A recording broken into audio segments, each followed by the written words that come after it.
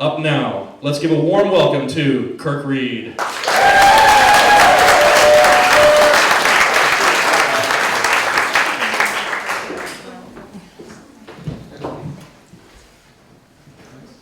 think so. Can you hear me out there? Yeah. So if you are 16 in 1977 and you live in Dryden, New York, the small village I grew up in, and you were not elected Dairy Princess, and you were not elected Homecoming King or Queen or Prince, and if you were not on the front lines of any major sports team, you're just trying to keep it all together. Because you're 16, acne, bad mustache, flat chest, big chest, you're just trying to get through from 15 to 18 alive, with some sense of just keeping it all together till you get out of high school. And so counterintuitively, me and my best friends, Jack and Amy, decided that we should throw the flat chest, the bad mustache, the acne up on stage in front of all of our parents and friends and just do a show. We'll just put our adolescence on parade for all of the people in the world. And that's a good idea because you're so public with your shame. So Jack and I and Amy were in a lot of plays together. We met in Bye Bye Birdie, where Amy got the lead role. We were bitter about that. She got a lead role, ingenue, against Kenny Brandon, this older guy. And Jack and I were sort of, Bye Bye Birdie, you know this, Conrad Birdie comes to town, is going to kiss my girlfriend from the show. And so Jack and I were in the background just screaming and wailing and flailing, just like these nothing parts.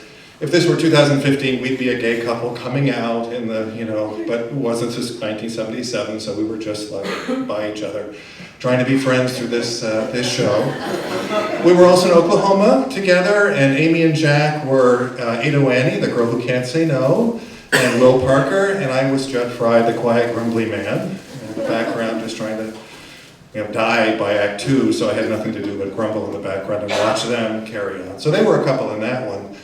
And then we did Charlie's Aunt for another play where Amy and I actually had to be a couple, and we had resolved in 6th grade that we didn't want to be a couple. I asked her to date me, and she said no, and I said, okay, it's kind of like your sister, that's creepy. But we were now had to kiss on stage, and the other weird thing, and Jack, so the play, I don't know if you know Charlie's Aunt, but it's, this sort of drama from the 19th century, and these guys at some hoity-toity school in England have a visiting girlfriend, and in order to play it out, there has to be an aunt involved as an adult to accompany this visiting girlfriend, and so they don't have a woman, so they have to dress up my roommate, who was Jack, as a woman. So Jack spends, a month in a dress. I spend a month in a very scratchy suit, and Amy spent the last 2 weeks. They figured that she had a big hair for this show, because it was like, old, 19th century, she must have big hair. So they sent her to the vocational technical school, and people our age practiced on her, and gave her this huge hairdo that she had to wear for 2 weeks, while we rehearsed through this play. So talking about shame, the acne's one thing, but then, big hair, Jack's in a dress.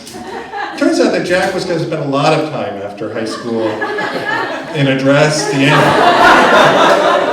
He opened a restaurant in the West Village, the Angie Dickinson Room. He starred in many nights, but at this point it was just plain embarrassing and cringeworthy for him. So that's kind of the way Jack and Amy, I said, rotating roles throughout high school, just trying to make a show, make the best of our lives as we sort of got through high school. So it's the end of the show. We're breaking the set, and our last duty in this show together was to take the piano, which played also a role in this play, back to the Methodist Church because we were done with it. And so there's Peg Hill, who had taken over the high school theater again because she felt like she owned it. Standing there, she was a member of the Methodist Church, watching Angie Dickinson, Judd Fry, and who would not say Angie and Jack. So take this out, and she's saying, what are you doing? You have no right. You will ruin this piano. I can't believe they're allowing you 3 people to take this piano back to the Methodist Church, and you better get it back there in one piece. I can't believe this is happening. I'm like, okay, whatever. So Kelly Liddington, who played the butler in Charlie's Aunt, backs up the truck to the stage, and so we roll it on. It's like heavy and clanky, and we get it back onto the truck.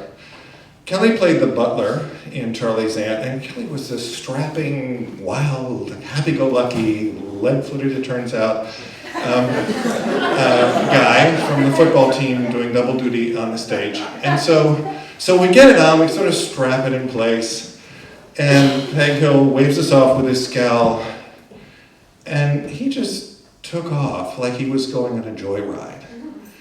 And he tore off down the sidewalk and then over and just whirled around like this. And what happened was like a cartoon. We had not taken physics. We didn't know the laws at play here. The piano just took off. It just went out of and up into the air. I can remember Jack and Amy just looking like, and it went out into the air, and it just came down like this. Boom, boom, boom, boom. And just, seizing at the edges, and just planted itself in the tarmac. And we're like, oh my god.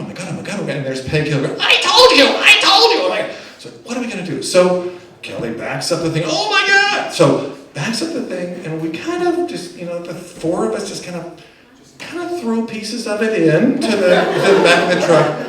Creeped our way down to the Methodist church, and we got into the Methodist church, and we just sort of it was sort of still in one piece, and we sort of shifted it in there. We got it set up in the church, and the keyboard was like this. There's no telling, and so Amy was like, we're just trying to slap it down to make it look like at least a piano-shaped object. And it seemed like the perfect metaphor. I mean, we stepped back, we looked at it, and we said, let's kind of pull it together. It looks kind of like a piano, kind of the way we looked, kind of like real adolescents that were going to have a life in the future. And so we just sort of left. I think that's pretty good. I think we got to go. Okay, we left.